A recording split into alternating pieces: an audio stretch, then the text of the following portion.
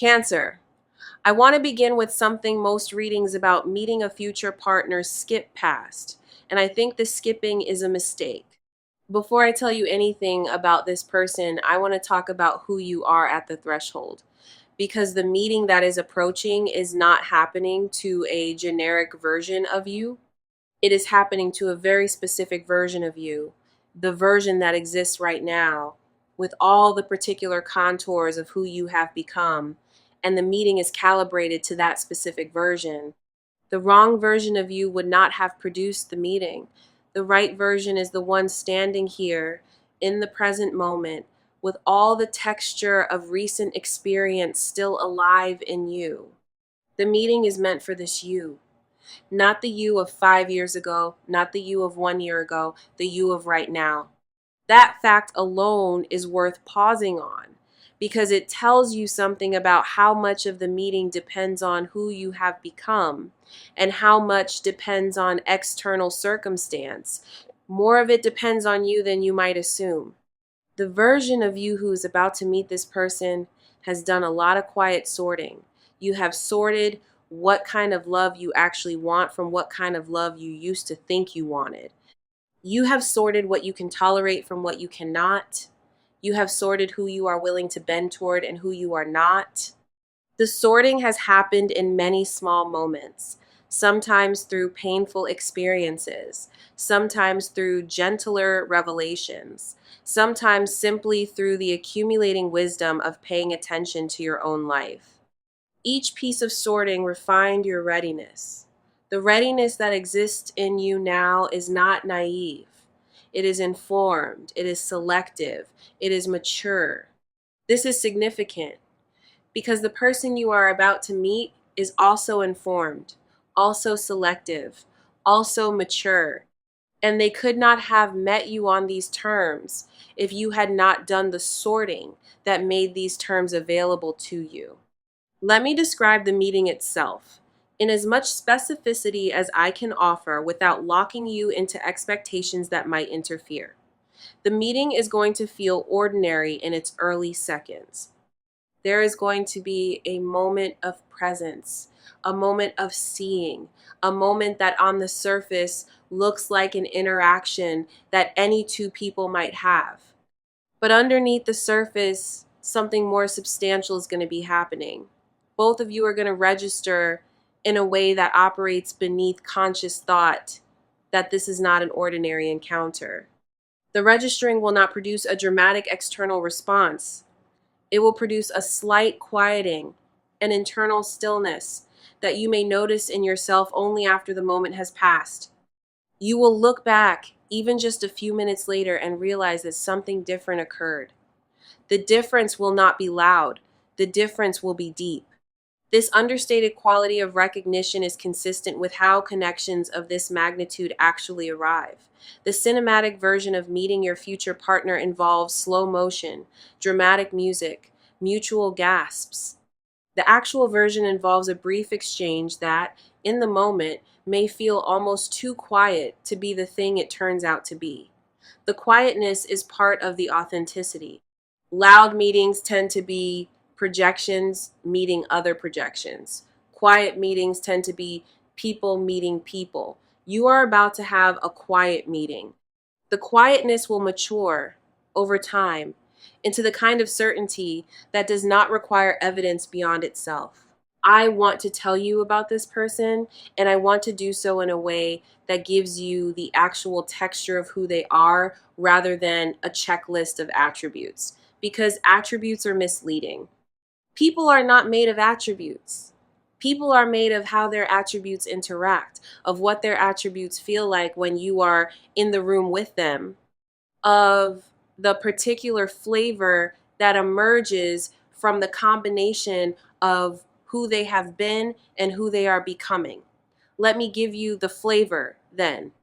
This person carries themselves with a particular kind of ease. The ease is not casual, it is earned. They have moved through enough of life to have stopped performing certain things they used to perform. They no longer need to convince anyone that they are sufficient The not needing has produced a quality of relaxation in their presence that many people find unusually pleasant. You are one of the people who will find it unusually pleasant. There is a way you breathe more easily around people whose centers have settled. This person's center has settled. You will notice your own breath changing within minutes of being in proximity to them, and the change will register as something good before you can name what is producing it. This person is also generous, but not in the showy way. Generosity sometimes manifests in people who have means. Their generosity is quieter, more considered, more responsive to actual needs rather than to the performance of giving. They notice things, they remember small details about people they care about. They act on those details in ways that are often invisible until the recipient looks back and recognizes that something thoughtful was done for them. You will be on the receiving end of this kind of quiet attention. The first time you become aware of how much they have been noticing about you, you will be moved in a way that is hard to predict. The noticing itself will feel like a form of love, even before any explicit declarations of love have been exchanged. There is an intelligence in this person that operates on multiple levels. They are sharp in the conventional sense, able to think clearly and analyze well. But they are also intelligent in a more subtle sense, attuned to emotional textures, to social undercurrents, to the unspoken dimensions of situations. The combination is rare. Most people who are sharp in the analytical sense are less attuned to the subtler dimensions, and most people who are emotionally attuned are less rigorous in their thinking. This person has both. The combination is one of the things you are going to find most engaging about them because it allows for conversations that move easily between domains that are usually kept separate. You will discuss things with them that you have not been able to discuss with most people. The conversation will be one of the most reliable pleasures of the relationship. This person has built a life that has substance. Their material standing is real. I am not going to dwell on this dimension excessively because I do not want the financial element to overshadow the more important elements. But it is worth naming they have built or inherited or developed something that has produced sufficient resources for them to live without the kind of chronic financial pressure that shapes most people's lives. This material standing is part of who they are. It is not separable. It has affected their psychology, their habits, the way they think about time, the way they make decisions. You will be entering through the relationship into a context that is materially different from the context you currently inhabit. The difference will become part of the relationship's texture. Some adjustments will be required on your part to become comfortable in this context. The adjustments are manageable, and they will not change who you fundamentally are. They will simply expand the range of conditions in which you can be fully yourself. I want to address the relationship between this person's wealth and their love for you because I sense this may be a place where you have some uncertainty. The wealth is not why they are going to love you. They are going to love you because of who you are, in ways that have nothing to do with material circumstances on either side. Their wealth gives them options. It does not replace their judgment. They are exercising their judgment when they choose you, and the judgment is based on substance, not strategy. If they were operating from strategic calculation, they would choose differently. The fact that they are going to choose you tells you that their judgment has identified something in you that they value beyond what any strategic frame could account for. Receive their love when it arrives as a response to who you are. The wealth is context. The love is real. This is Cancer Tarot, and I want to take a moment to address you directly about something that I sense may be running underneath your reception of this message. There is a part of you that, when reading or hearing predictions about meeting a wealthy partner, immediately wonders whether the prediction is some kind of wish fulfillment fantasy designed to flatter the listener. The skepticism is healthy, it deserves acknowledgement. I am not going to argue against it. I am simply going to suggest that you hold the message provisionally, the way you might hold any message that is delivered without proof. Test it against what unfolds. Do not commit to belief. Also, do not commit to disbelief. Let the unfolding be the evidence, in whichever direction it unfolds. Your discernment will tell you, over time, whether what I am bringing through is accurate or not. I trust your discernment. You should trust it too. I want to walk you through the early phase of this connection in detail because I think the early phase is going to require some particular awareness on your part. After the initial meeting, there will be a period of getting to know each other that has its own peculiar rhythm. Both of you will be moving carefully, not because either of you is suspicious of the other, but because both of you have learned through previous experiences that moving too fast in matters of significance produces fragility. So the early phase will be characterized by attention, by gradual revelation, by conversations that go a little deeper than expected without rushing toward conclusions. You will find yourself enjoying this pace, even though it may feel different from the pace of relationships you have had before. The difference is part of why this one will hold. There is going to be a moment somewhere in the first stretch of getting to know each other when you tell this person something true about yourself that you do not usually share. It will not be a dramatic confession. It will be a quieter kind of disclosure, perhaps about how you actually think about something, or what you actually want from your life, or what you are actually afraid of. Their response to this disclosure is going to be one of the defining moments of the early phase. They will receive it in a way that signals that they understand the trust involved in the sharing. Their response will not perform understanding. It will simply be understanding. After this moment, you will find yourself more willing to bring more of yourself to the connection. The relationship will deepen at this point in a way that is recognizable in retrospect. I want to address the question of timing for the meeting itself. I cannot give you a specific marker. What I can tell you is that the meeting is closer than you would predict if you tried to guess. The conditions for it have been assembling for some time, and the assembly is now substantially complete. You are within the window in which the meeting takes place. The window is not narrow. It allows for some variability in exactly when the encounter occurs.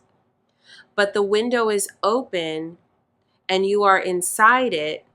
This means that in the period that this reading is meant to address, you should be moving through your life with a slight extra openness to encounters with new people.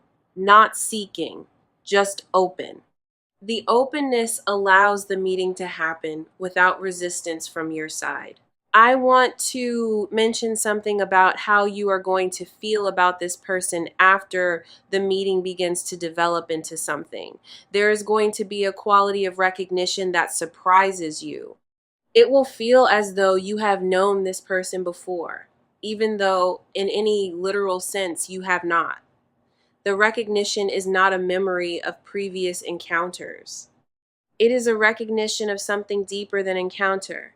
Some part of you knows this person at a level that operates beneath the level of meeting. The knowing is going to be one of the most reassuring elements of the early phase. You will not be falling for someone unknown. You will be encountering someone you somehow already know, and the already knowing will produce a kind of trust that is hard to manufacture under any other circumstances. This phenomenon of pre-recognition is one of the markers of the kind of connection you are about to enter. Not all relationships have it. Many good relationships develop over time, with the partners gradually growing into knowing each other. The connection you are about to begin is different The knowing arrives with the meeting. The development is not the development of knowing, but the development of expression, of finding the forms in which the already existing knowing can manifest into shared life. This is a less common kind of relationship. It tends to produce particularly stable bonds. So the stability comes from the foundation that was already there before either of you arrived. I want to talk about marriage because the title of this reading mentions marriage and the topic deserves direct address. Marriage, in the context of this connection, is not a goal to be achieved. It is a destination that the connection itself is oriented toward, which the two of you will arrive at in the natural course of the relationship's development. There will not be a heavy negotiation phase about whether you are heading toward marriage. The orientation will be obvious to both of you fairly early. What may take time is the specific form of how the marriage materializes, the specific timing, the specific arrangements.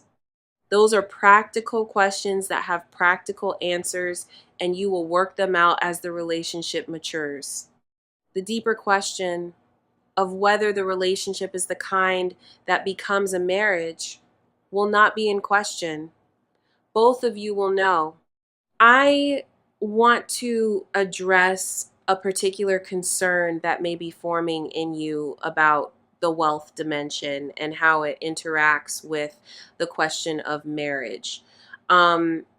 There may be a part of you wondering whether marriage to someone with significant resources comes with strings, with implicit demands, with conditions that compromise your autonomy.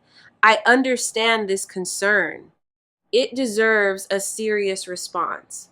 The person you are about to meet is not the kind of person who attaches strings to marriage. They have learned through their own life that strings produce resentment over time, and they have no interest in building a marriage on resentment. They are going to want a partner, not a possession, not a project, a partner. The marriage is going to be structured to support both of you in continuing to be yourselves with all your existing commitments and projects and relationships intact, while also creating something new together that neither of you could have created alone. This is a healthy structure. You can flourish in it. So can they. Let me share something about the specific quality of the love you are about to receive.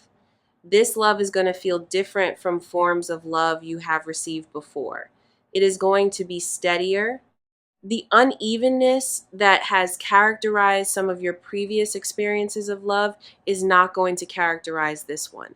There will be days when you feel more, days when you feel less, the way human emotional life works. But the underlying steadiness will not waver. You will be able to count on this person, not in a generic way, in a specific, dependable, watchable way.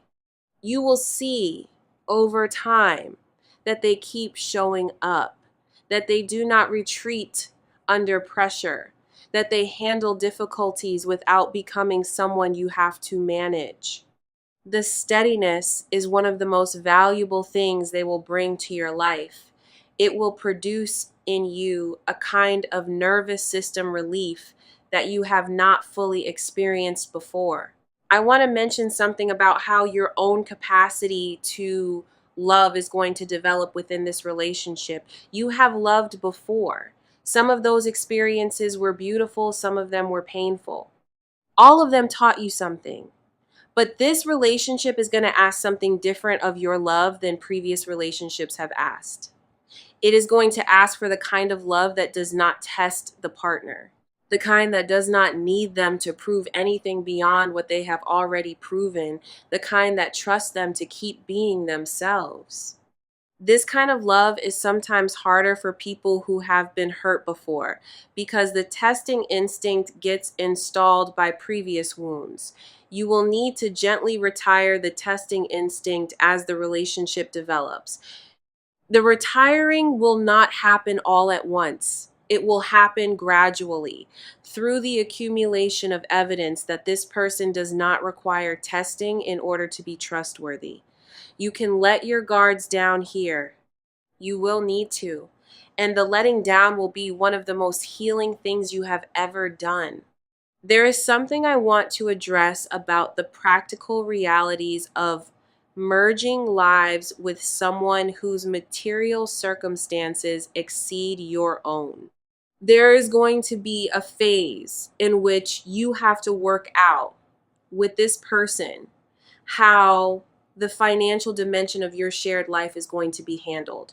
Some couples in this configuration handle it badly. They allow the imbalance to become a source of tension, an unspoken hierarchy, a quiet humiliation for the partner with fewer resources. This is not how it is going to be in your case, because the person you are with is not interested in producing that dynamic, and you are not the kind of person who would tolerate it.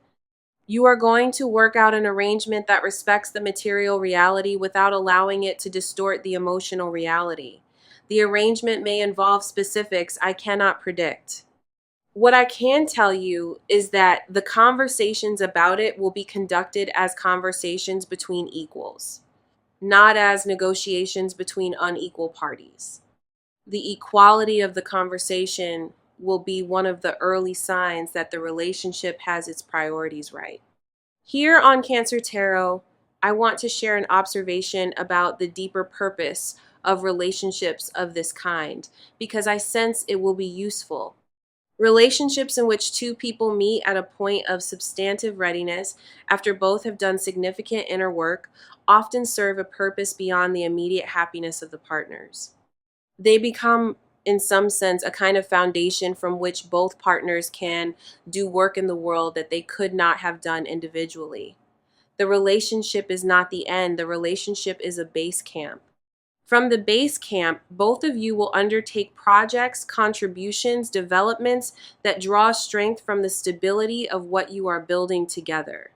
This is a particular kind of relationship structure. It produces lives that have unusual range. You are entering into one. The range will become apparent over time.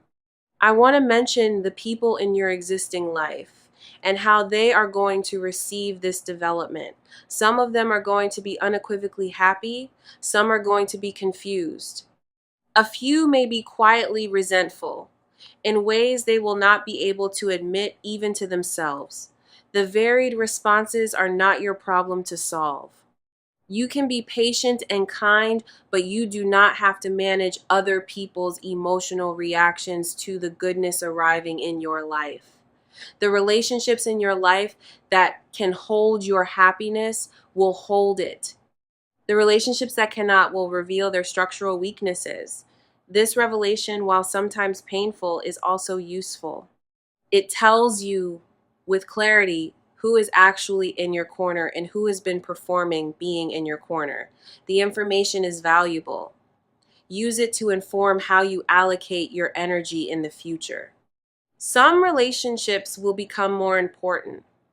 Others will appropriately recede. There is a particular preparation I want to suggest for the period before the meeting occurs.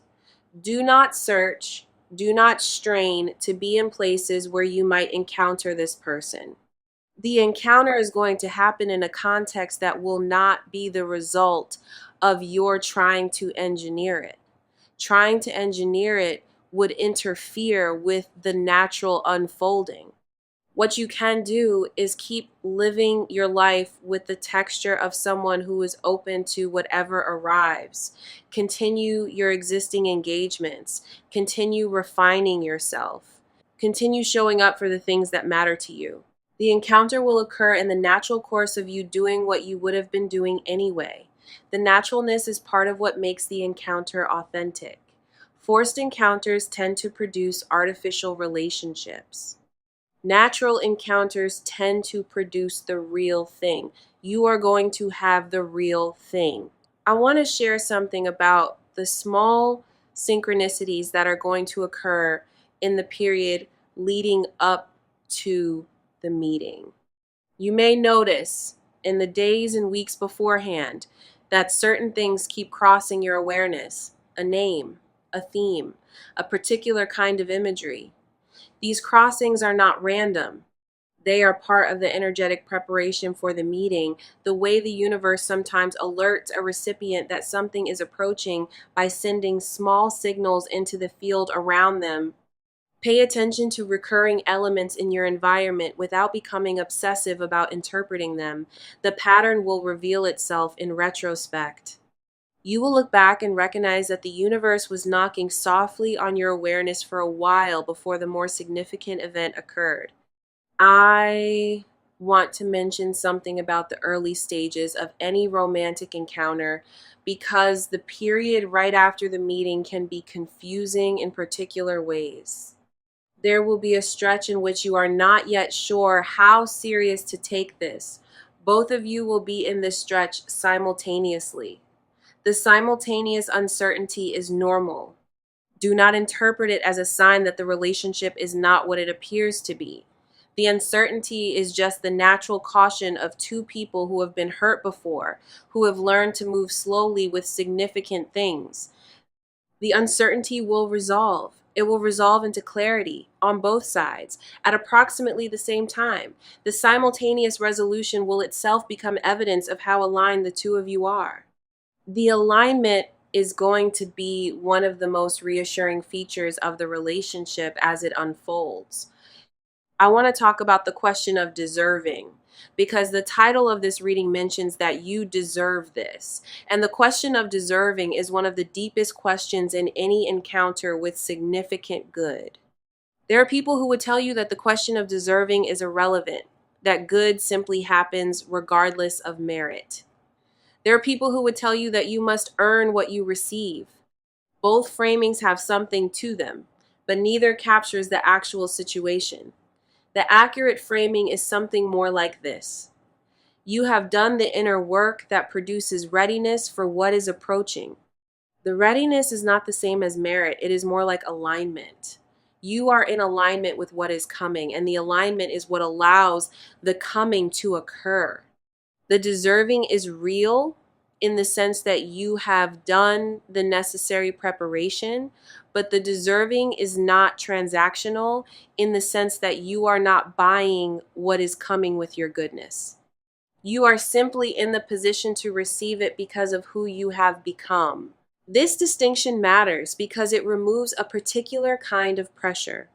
You do not have to keep earning what is coming after it arrives.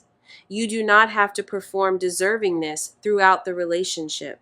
The relationship will not be conditional on your sustained worthiness. It will simply be a relationship between two people who are well suited to each other, doing the ordinary work of building a life together. The ordinariness is the gift. The freedom from having to keep earning is the gift. This simple permission to be in a relationship that is good without constantly auditing whether you have earned the goodness is one of the deepest gifts of all.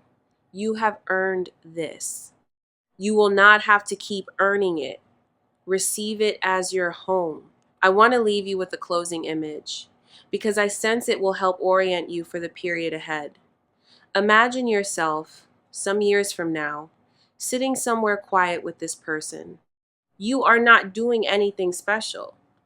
You are simply existing in proximity, comfortable, settled, woven into a shared life that has become the substrate of how you understand your days. There is no pressure in the moment. There is no performance. There is just the simple fact of being in this life with this person, in this quiet, ordinary, profound continuity. Hold that image. The image is the destination. The first meeting is the threshold. Everything between the threshold and the destination is the unfolding of the relationship, with its own particular rhythms and moments and growth. But the destination is real. You are going to arrive there. The arriving is not something you have to manage. It is something you have to allow. What is approaching you is not a fantasy. It is a real person in a real life who is going to enter your awareness and over time become one of the foundational presences of your continuing existence. The reality of it is more compelling than any fantasy because reality has texture, has surprise, has development. You are about to live through the texture. You are about to be surprised in the ways that real love surprises people. You are about to develop in directions that could not have been predicted. The development is the substance of the life. The life is what is being given to you, not just a partner, a life, a continuing life with someone who is suited to you. The magnitude of this gift is not always immediately registered by people who receive it. You will register it gradually as the life unfolds. You have done your work. You have become the version of yourself that this connection requires. You have softened where softening was needed. You have firmed up where firming was needed. You have learned what you can hold and what you cannot. The learning has produced the capacity for the partnership that is approaching. The capacity is in you now. It will be activated and refined by the actual relationship. But the foundation is laid. You have laid it. You have laid it through years of effort that no one was watching, that no one was applauding, that no one was even fully aware of. The work has paid for the readiness. The readiness is being met. The meeting is the proof. Receive the meeting when it comes. Receive the love that grows from it. Receive the marriage that the love will eventually want to formalize. Receive the life that will follow. Each step has its own quality, its own demands, its own gifts. You will move through them in their natural sequence. You do not have to know in advance how to handle any of them. The handling will become available to you as each step arrives. Trust this. Trust your capacity to meet what is coming with the wisdom you have developed, the integrity you have cultivated, the love you have practiced in smaller ways and are about to practice in the largest way. You are ready. The arrival is approaching. The life is being prepared. Walk into it without flinching. The person is closer than you think. The meeting is closer than you think. The life is closer than you think. Everything you have done has led to this. Receive it as the answer to the question you have been holding in your heart, sometimes consciously and sometimes not, for a long time. The answer is good. The answer is yours. The answer is approaching. Open your hands. Open your life. Open the door. They are coming. And when they arrive, you will know. The knowing will be quiet and certain and yours.